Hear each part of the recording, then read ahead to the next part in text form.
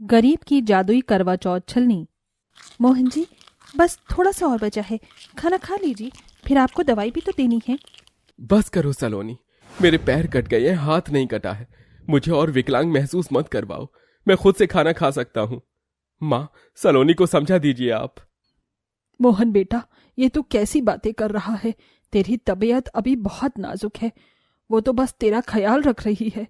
हाँ मोहन जी, आप मुझे ऐसा मत कहिए, मैं आपकी कमजोरी नहीं दिखा रही, बल्कि मैं तो आपकी ताकत बनना चाहती हूँ। तो मुझे खुद से खाना खाने देती ना। ये मेरा प्यार है जो मैं अपने हाथों से आपको खिला रही हूँ, आप गलत समझ रहे हैं। 1 हफ्ते से आपके सिर से पट्टी भी नहीं उतरी है और मुझे आपका ख्याल रखना अच्छा लगता है, तो करने दीजिए। मुझे माफ कर दो सलोनी, मैं तुम पर चिल्ला गया, पर क्या करूं, अपनी हालत देखकर गुस्सा आ जाता है। अब घर की सारी जिम्मेदारी कैसे उठेगी? तुम पर तो नहीं छोड़ सकता ना, मेरी वजह से तुमने बाहर काम पर जाना शुरू कर दिया। मेरी चिंता क्यों कर रहे हैं? ये कहीं लिखा तो नहीं है कि घर की सारी जिम्मेदारी पति ही उठा सकते हैं? क्या मैं आपके कंधों का बोझ कम नहीं कर सकती? क्या मेरा ये पत्नी धर्म नहीं है? हाँ मोहन बेटा, बहुत सही कह रही है, तो उसकी चिंता मत कर, मैं रखूंगी ना उसका ख्याल। माँ, पिताजी, दादी, हम सब अब मेले में नहीं जाएंगे क्या? यहाँ दशहरे का मेला लगा था।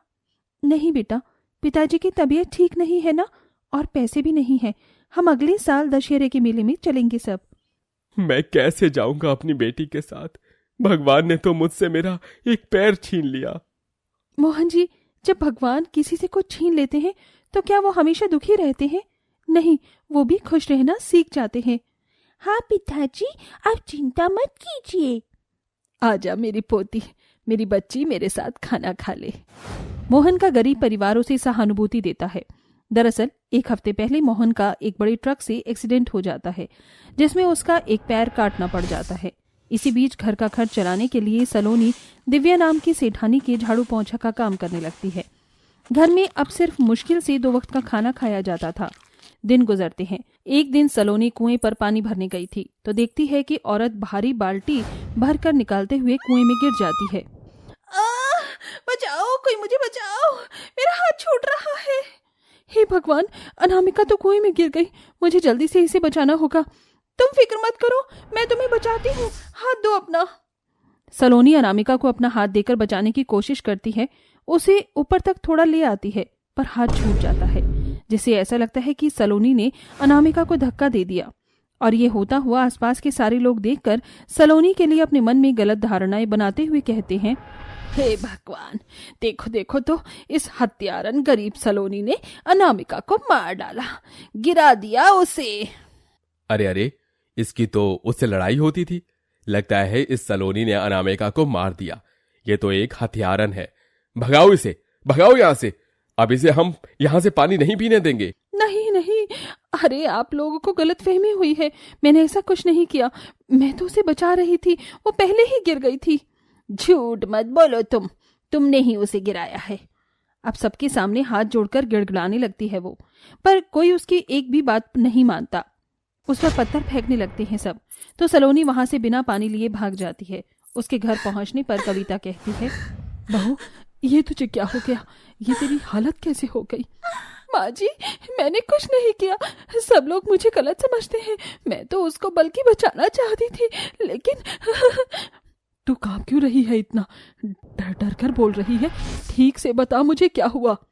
फिर रोते हुए सलोनी अपनी सास को सब कुछ बता देती है। फिर कविता उसे संभालती है, रात को अपने हाथ से खाना खिलाती है। अगले दिन जब वो काम पर जाती है तो उसकी मालकिन कहती है, तू यहाँ पर क्या कर रही है हत्यारन?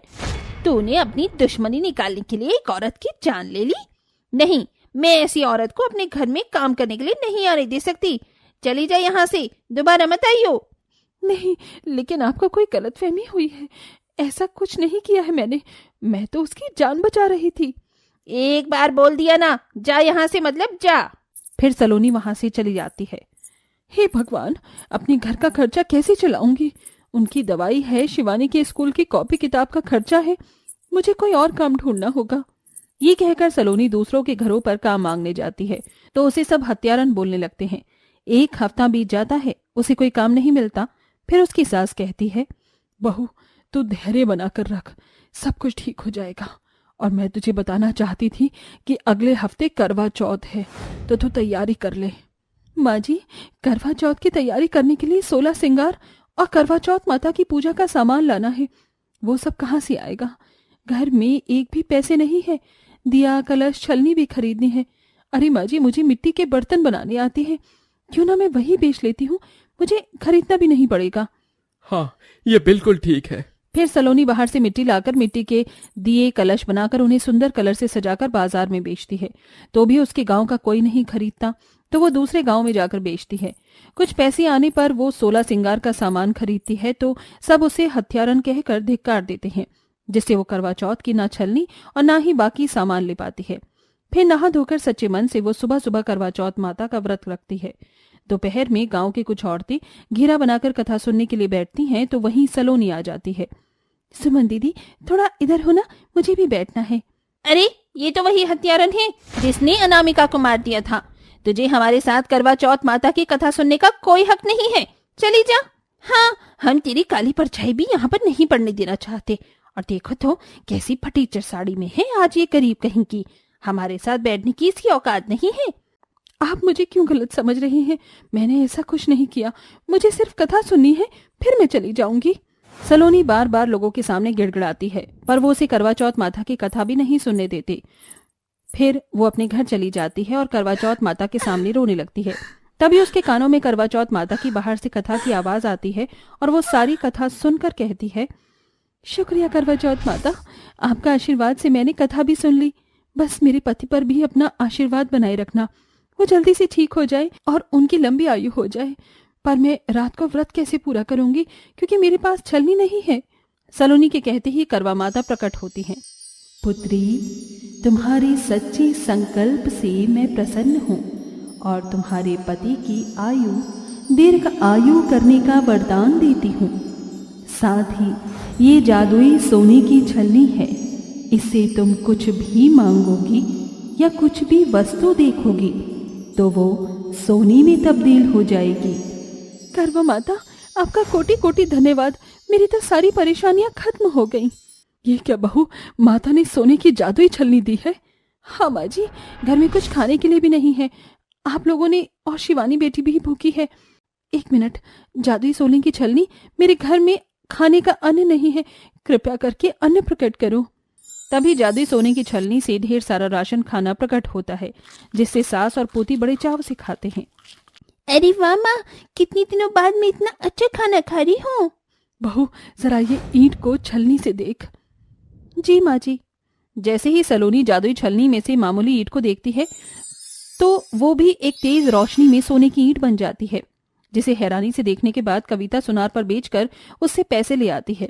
फिर रात को चंद्रमा आने पर सलोनी जादुई सोने की छलनी से पहले चंद्रमा को देख पूजा करती है, फिर अपने पति को उस छलनी से देखती है, जिससे उसके करवा चौथ का व्रत पूरा होता है। फिर मोहन अपने हाथ से उसे जल पिलाता है। सब ठीक हो गया अब, जय हो करवा माता की। करवा माता, आपके इस आशीर्वाद से मेरा करवा चौथ का व्रत भी पूरा हो गया और मेरी जिंदगी भी फल फूल गई। ऐसे ही और भी सुहागन पर अपनी कृपा बनाए रखना। इस तरह गरीब सलोनी घर की परिस्थितियों से जूझने के बाद भी संपूर्ण रूप से करवा चौथ का व्रत पूरा करती है और सोने की जादुई छलनी समय समय पर उसके घर की गरीबी ही नहीं मिटाती, अपितु वो और भी लोगों की उससे मदद करती है, जिससे वो निर्दोष साबित हो जाती है और खुशी खुशी रहने लगती है। लगभग 9 महीने की गरीब गर्भवती सुधा सिलाई मशीन पर भूखी प्यासी कपड़े सी रही थी। तभी उसकी तीनों बेटी गौरी, सोनी और राधा स्कूल से घर आ जाती हैं। उन्हें देखकर 4 साल की चिंकी कहती है, देखो माँ, गौरी दीदी, चैन दीदी, राधा दीदी आ गई। अरे आ गई मेरी बच्चियों, तुम तीनों को भूख लगी होगी ना, मैं तुम्हारे लिए खाना निकाल देती हूँ। माँ, अब बस आप ये बाकी के कपड़े बाद में सिल लेना, मैं जानती हूँ आपने भी हमारे स्कूल जाने के बाद सुबह से कुछ भी नहीं खाया होगा, चलो थोड़ा सा खा लो। सुधा की चारों बेटियों में गौरी सबसे समझदार थी। वह अपने घर के गरीब हालात और अपनी गरीब दर्जी माँ के दुख तकलीफ को अच्छे से समझती थी। सुधा की शादी रघु से 12 साल पहले हुई थी, जिससे उसे 4 बेटी गौरी, राधा, सोनी, चिंकी हैं। मगर एक बेटे की आस में सुधा 5वीं बार गर्भवती है। माँ, मेरी स्कूल की सारी कॉपी भर गई हैं, मुझे नई कॉपी चाहिए। सोनी बेटा, मैंने विमला मौसी की ब्लाउज सिले हैं, उन्होंने कहा है 1-2 दिन में पैसे दे देंगे तो फिर मैं तेरी कॉपियां खरीद दूंगी। माँ, फिर मेरे लिए भी एक जोड़ी मोजे खरीद देना। मेरे स्कूल के मोजे बिल्कुल फट गए हैं, इसलिए मेरी क्लास के सभी बच्चे मेरे फटे मोजे देखकर मुझे चिढ़ाते हैं। ये सुनकर सुधा की आंखों में आंसू आ जाते हैं।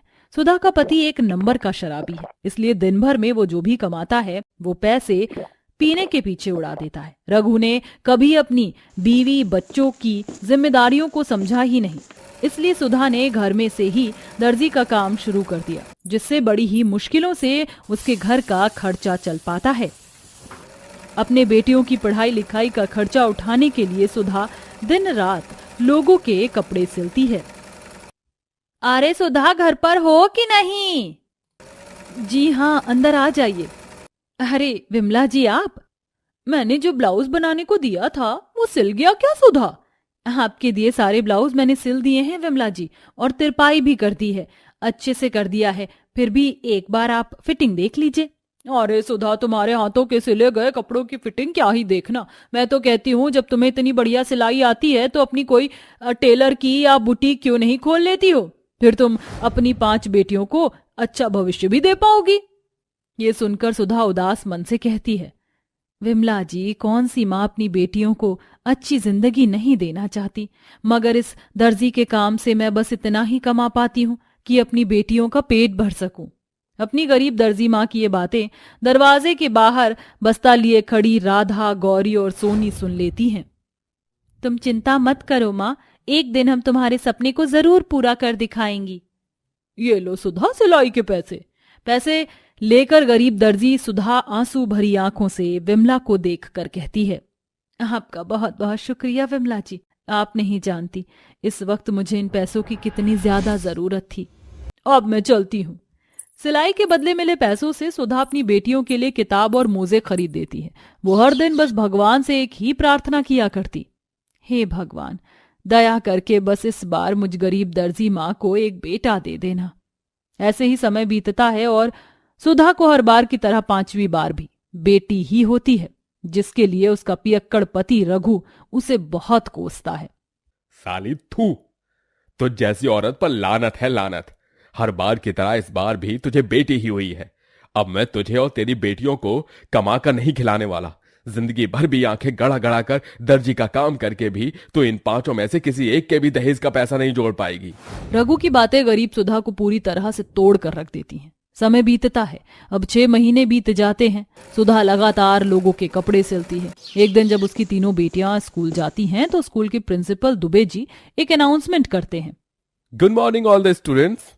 2 दिन बाद हमारे स्कूल में दिवाली का फेयरवेल सेलिब्रेशन है, जिसका थीम है गॉर्जियस गाउन। इसलिए उस दिन सभी लड़कियां गाउन पहनकर आएंगी और जीतने वाले को फर्स्ट, सेकंड और थर्ड के आधार पर इनाम में 50, 25 और 10,000 रुपए दिए जाएंगे।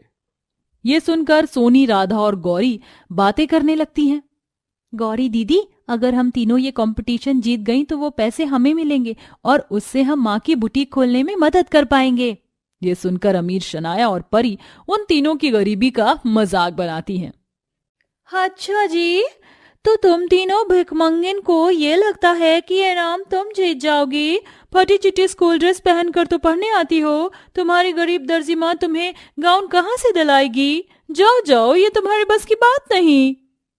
तीनों उदास मन से घर आ जाती हैं और अपनी माँ सुधा को सारी बात बताती हैं।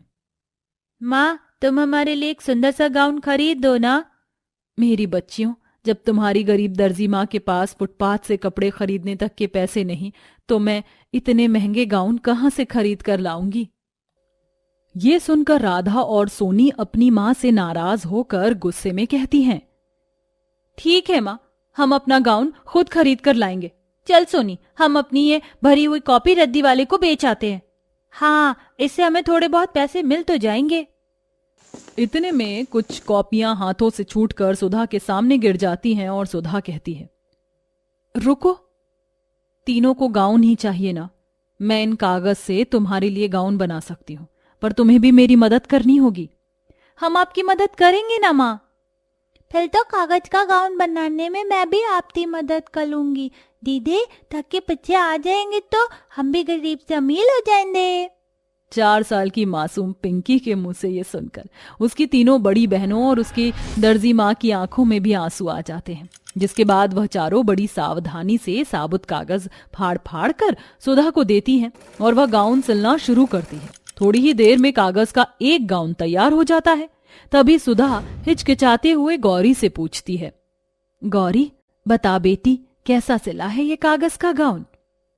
माँ, आपने ये कागज का गाउन बहुत ही सुंदर सिला है, मगर ये बिल्कुल सादा है। मैं कुछ करती हूँ। ये कहकर गौरी स्टेशनरी से कुछ रंग बिरंगे ग्लेस पेपर खरीद कर लाती है और उनसे फूल बनाकर कागज के गाउन पर गोंद से चिपकाकर उसे सजा देती है, जिसके बाद उस गरीब दर्जी माँ का सिला हुआ कागज का गाउन देखने में बहुत ही खूबसूरत लगने लगता है। इसके बाद अपनी बाकी की दोनों बेटियों के लिए भी अलग अलग डिजाइन के गाउन सिलती है, जिसमें वह सोनी के लिए बहुत ही बढ़िया बैकलेस गाउन सिलती है तो राधा के लिए कागज से सिंड्रेला गाउन सिलती है। अगले दिन तीनों सुधा का सिला कागज का गाउन पहनकर स्कूल जाते हुए अपनी दर्जी माँ के पैर छूती हैं। माँ, अपनी तीनों बेटियों को आशीर्वाद दो। माँ, सुधा खुशी भरे दिल से अपनी तीनों बेटियों को रोते हुए आशीर्वाद देती है। तुम्हारी इस गरीब माँ का आशीर्वाद हमेशा तुम्हारे साथ है मेरी बच्चियों। माँ, आप 11 बजे से पहले मुनिया और चिंकी को लेके स्कूल में ले आना, क्योंकि हमारे जीत का इनाम आपको ही तो मिलेगा। अपनी गरीब दर्जी माँ से ये कहते हुए राधा की आंखों में एक बड़ा विश्वास दिखाई दे रहा था। गौरी, सोनी और राधा जब अपनी माँ का सिला हुआ कागज का गाउन पहनकर स्कूल पहुंचती हैं तो स्कूल की लड़कियों से लेकर टीचर और प्रिंसिपल भी उनके कागज के खूबसूरत गाउन को देखते ही रह जाते हैं। तभी शनाया अंदर ही अंदर उनके कागज के गाउन को देखकर चिढ़ते हुए उनका मजाक उड़ाती है। क्यों रे गौरी, तेरी गरीब दर्जी माँ की औकात इतनी भी नहीं थी क्या कि वो तुम्हें एक गाउन सिला सके? रद्दी कागज से गाउन बना दिया। देख लेना, जीतूंगी तो मैं ही, क्योंकि मेरा गाउन पूरे 50,000 का है, समझी? थोड़ी ही देर में तीनों को स्टेज पर बुलाया जाता है। मैं चाहता हूं कि राधा, सोनी और गौरी स्टेज पर आ जाएं। हमारे आज के इस गॉर्जियस गाउन कंपटीशन की विजेता हैं सुधा जी की तीनों बेटियां, इसलिए मैं ये पैसे इन्हें देता हूं। जीत की खुशी में उन गरीब बहनों की आंखों में आंसू भर आते हैं और गौरी हिचकते हुए कहती है, सर मैं कुछ कहना चाहती हूँ। माना कि मेरी माँ गरीब है, मुझे गर्व है अपनी माँ पर, जो भगवान ने हमें उनकी बेटियां बनाकर भेजा है। देखो माँ, आपकी तीनों बेटी आपके बनाए कागज के गाउन पहनकर भी जीत गई माँ। अब आपको दिन रात आंखें गड़ाकर थोड़े पैसों में कपड़े नहीं सिलने पड़ेंगे माँ। ये कहते कहते गौरी फूट फूट कर रोने लगती है। सुधा आगे आकर उसे गले से लगा लेती है। उन पैसों से सुधा अपना एक बुटीक खोलती है और अपनी बेटियों के लिए सिले कागज के गाउन के बाद से उसे खूब सारे ऑर्डर आने लगते हैं। आज सुधा ने अपने हुनर और मेहनत से अपने और अपनी बेटियों के लिए एक बड़ा मुकाम हासिल कर लिया है।